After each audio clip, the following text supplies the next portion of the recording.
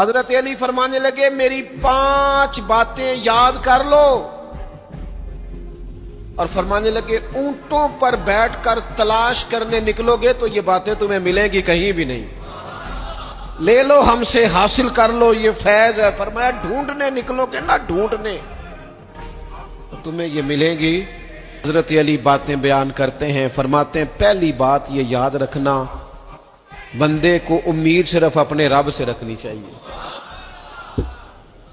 جیت جاؤ گے دوستو دنیا میں اگر یہ بات آ گئی، بچ جاؤ گے، دل ٹھنڈا رہے، بے قراریاں، بے چینیاں، پریشانیاں جان چھوڑ جائیں گی۔ امید صرف اپنے رب سے رکھو۔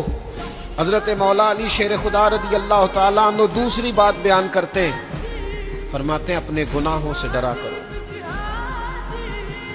تم غریب ہونے سے ڈرتے ہو، تم تنگ دستی سے ڈرتے ہو، تم لوگوں کی دشمنی سے ڈرتے ہو، اپنے گناہوں سے ڈرو، کہیں ایسا نہ ہو کہ تمہاری نافرمانیاں رب کی ناراضگی کا سبب بن جائیں۔ اپنے گناہوں سے ڈرو۔ اور تیسرا مولا علی شیر خدا رضی اللہ تعالیٰ عنہ فرماتے ہیں اگر تم جاہل ہو نا، تمہیں پتہ نہیں، تو علم کے بارے میں سوال کرنے سے کبھی نہ شرمانا، پوچھ لینا فائدہ ہوگا، کسی سے بات کر لینا فائدہ ہوگا، کسی سے سیکھ لینا نفع ہو جائے گا، کسی کو مان لینا اپنا استاد، زندگی بھر سمجھدار ہو جاؤ گے، فیض یاب ہو جاؤ گے۔ اور حضرت علی شیر خدا چوتھی بات ارشاد فرماتے ہیں یہ علماء کے لیے، فرمایا اگر عالم کو کسی مسئلے کا علم نہ ہو تو غلط بات نہ بتائے بلکہ کہہ دے واللہ اعلم، اللہ بہتر جانتا ہے۔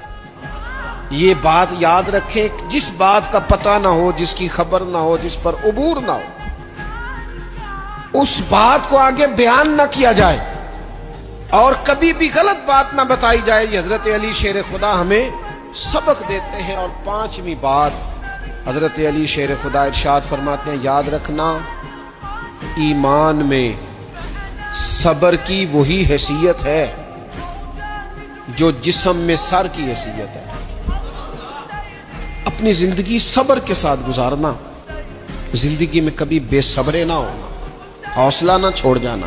صبر بزدلی نہیں ہوتا، صبر تو اچھی تدبیر کو کہتے ہیں، صبر تو رب کریم کے فیصلے کے انتظار کو کہتے ہیں، صبر تو اللہ کی مدد کے نازل ہونے کے انتظار کو کہتے ہیں۔ فرمایا جو تمہارے جسم میں سر کا مقام ہے وہی ایمان میں صبر کا مقام ہے۔ یہ مولا علی شیر خدا نے ہمیں 5 باتیں دی۔